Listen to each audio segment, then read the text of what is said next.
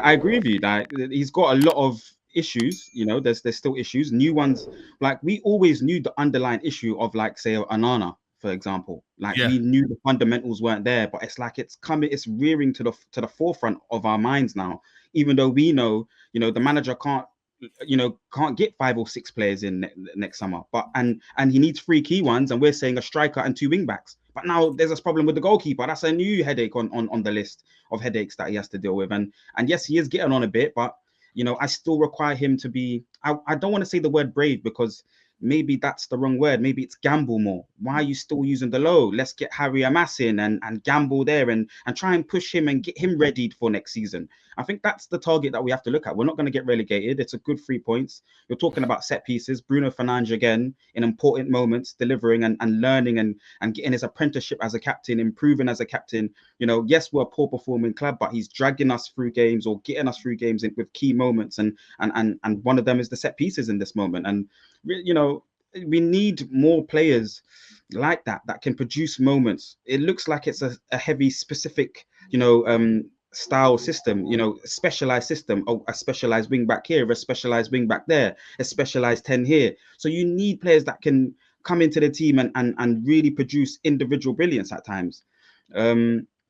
It's about the summer window, man. It's about the summer window. I think that's the main thing, and I'm just glad we managed to get through that game. You know, it looked like it was going to be an embarrassing one. You know, the you know, with Dorgu getting the red card, with the pass back to you know, with Anana.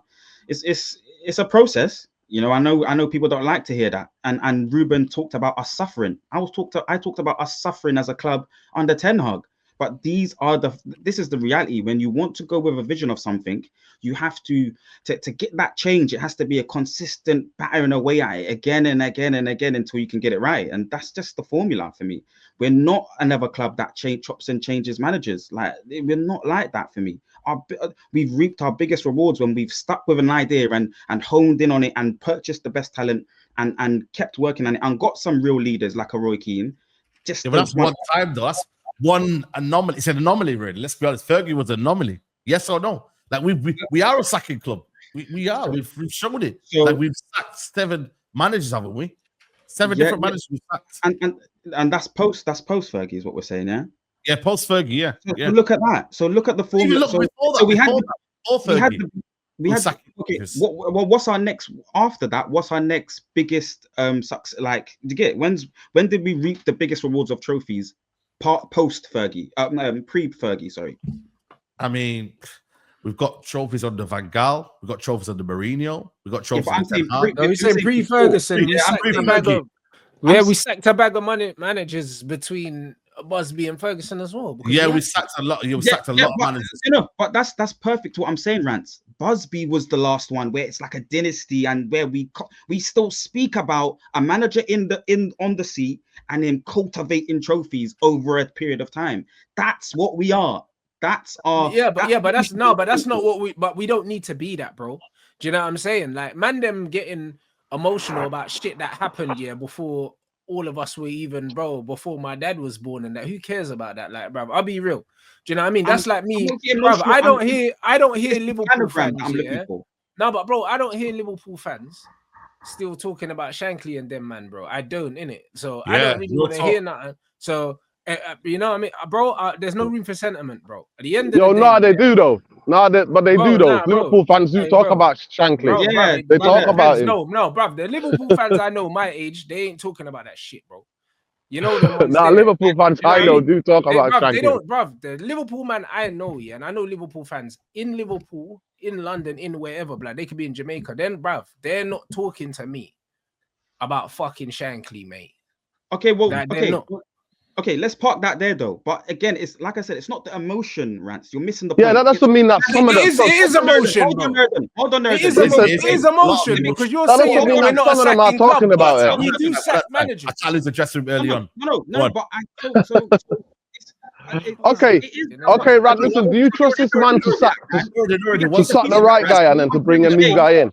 Hold on, Go on, Marcel. Hold on, Nerden. Yeah. So it is the emotion as well. It's everything. The club is everything. If you want, you can broaden it as big as you want, Rants. But what I'm trying to say is the formula.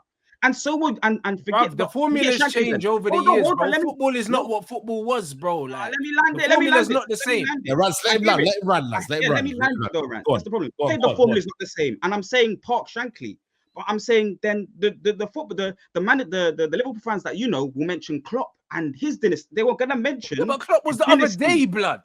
No, but Sir Alex Ferguson was the other day. No, it wasn't. It was over 10 years ago.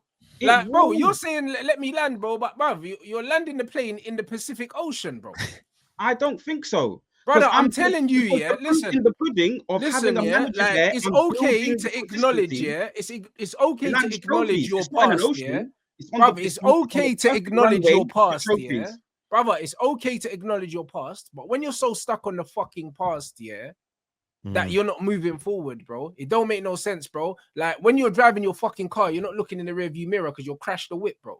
Like, why are you talking about what man used to do and what was behind us? It don't make no sense, bro. Football's changed now. Football has changed a lot, bro. Like, from Ferguson's times, and that was only over a decade ago.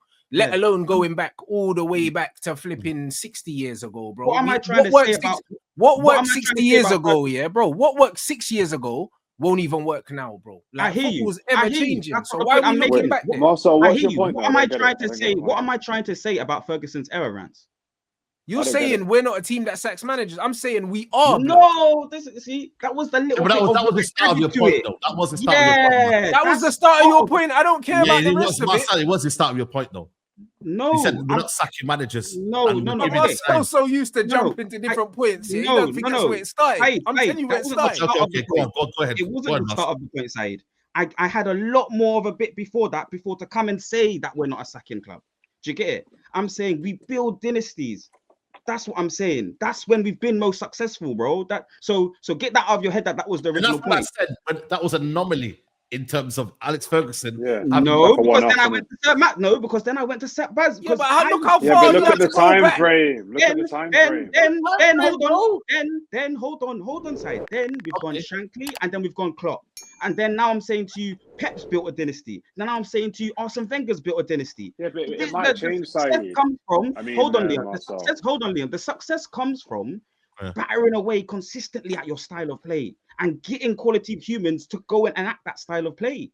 But Marcel, isn't the problem with our club? Well, Arteta's building a dynasty right now, bro. 6 years at Arsenal, yeah, and in them 6 years, we've won more trophies than them. Bro, like, time don't equal dynasty, bruv. But Marcel, isn't this part of the problem? But who's closer to getting a Premier League title, Rance? Right now, that's how bad it is. At 15th, I know it's a joke. You guys are going to use the laugh because you're rubbish, man. Do you know what I mean? You're saying who's closer? That's crazy. Yeah, that I swear that right now. Bro, who's closer to France? Yeah, me in London or Saeed in Manchester? It don't matter. We're both far away. But nobody wants to win France. Do you get it? Listen, it's crazy. Nobody wants to win France. So Marcel, that's what I'm saying. We want to win something. We want to win something, and the planogram to do it has been consistency in the vision of the manager. It's really simple. It's not. No, but yours is blind faith, though. Yeah, Matt, go on, Leon. You come in. Big up the Mandem as well, man. Do you know what I mean? Big up as well. This is hilarious, man. Isn't the problem with that mindset why we're in this position now? Because people are so clung on to the past that we don't want to evolve the football, because football's changed. I'm not saying, Marcel, I understand what you're trying to say. You're trying to say that sticking with a process, because you preach about process, is the key to Man United's success. That's so condescending, because it's not what I'm saying. I'm saying we've I'm not even being condescending, because that's what you spoke about Mandem for a while. I've said we've garnered success from that formula. And the proof is in the pudding, because the last managers, we've been doing the second culture and we haven't garnered success. From that very we still won trophies by stacking managers, bro. We won more trophies stacking managers than teams that haven't sacked managers. I just gave you an example. Yeah. So what if? Sorry, I missed that. Huh? We were talking over each other. We won more trophies, than teams that haven't sacked their managers in the same time. I just gave you the example. Yeah, and that's France. These are France trophies. I want Brazil, nice cabana. Nah, bro, listen, I'll be real, I'll be real. Premier League and Champions League. So the aura and the energy that you do to move these things, right, is different. And we have a planogram that gets you Brazilian baddie trophies. It's different. Forget France trophies, bro. That's what I'm trying to tell, man. Them the planogram for Brazil trophies is the consistency. He's killing me, man. I swear that, man. Protect Marcelo at all costs, man. Man said France trophies, you know, like what would like. I get what you're trying to say. I'm using his analogy. You lot are just missing the words. Yeah, but you know what? You know what you're missing. So you know what you're missing, Marcel. It might be our formula. Might be we don't know what the formula will be. The future will tell. But our formula might be that we build a club and we sign players that fit many different systems, and managers come in every 2 to 3 years and continue to win. When they drop off, we get somebody else that's new, smart, right, manage the players right, can win trophies. It might not be some guy comes in for 10 years. I don't think that's what football is anymore. I think if you get a guy for as long as Pep's been there, you've been lucky. I don't think that's. I think if a manager's there for 3-4 years, you're lucky in this day and age of football. Like you can chop and change depending. It's like, do you know what it is, Marcel? It's like being in a business, yeah. I need to let you speak, so go on. No, but here's the thing. It's like being in a business. I'm nearly done, actually. It's like being in a business and sticking with something for the sake of sticking with sake. You might have certain decisions with a business where you go, do you know what? We just need to evolve and change this after a year. You might have other things where we go, no, we're going to leave this for longer. I don't think there's like, I know what you're saying, but I just don't think that in the world of football right now, I just don't think that's where it's going. No, because, okay, so we said 10 years ago, if you just go back 1, 2, 3, 4 years, you have people that are leading the Premier League that understand what I'm saying. Do you get it? Pep, Klopp, Arteta. These are the ones that are finishing first, second, third. Not your Mr. Change. Not your France. Not the people that are chasing France trophies. They have a formula to chase the Brazilian trophies because they have that dynasty and consistency mindset, bro. I don't know where man them are missing it. Trophies as well. There's also that argument at time. Does it equate to the Brazil trophies as we're talking about?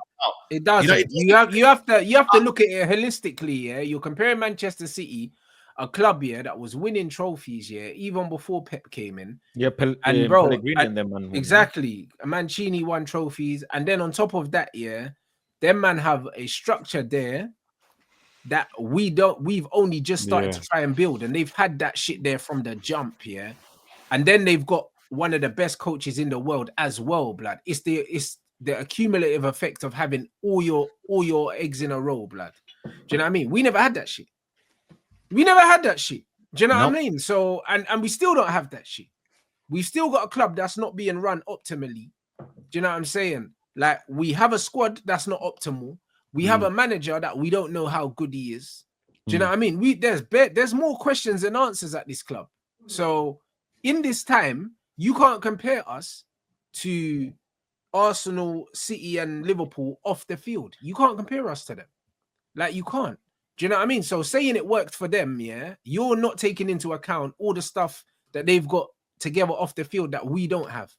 It's not necessarily just the coaches, and also like Klopp and Pep here are two of the best coaches here of, well, not even the same generation, because arguably Pep's the generation before, but they're two of the best coaches in football in the last decade, bro. Ruben Amorim has yet to prove that he's that as well, blood. So none of it's comparable. So I'm not comparing Ruben Amorim that's been here for 2 seconds to Pep, Klopp and their boards and stuff. I'm saying Ferguson had a boardroom, lots of money, plastic money, fake money, but lots of money and a man that he trusts, David Gill. Like he had people and a structure. He did. But Klopp, he was the structure. Klopp had a structure. He did. Pep had a structure. He did. Like this is how they garnered the Brazilian trophies, guys.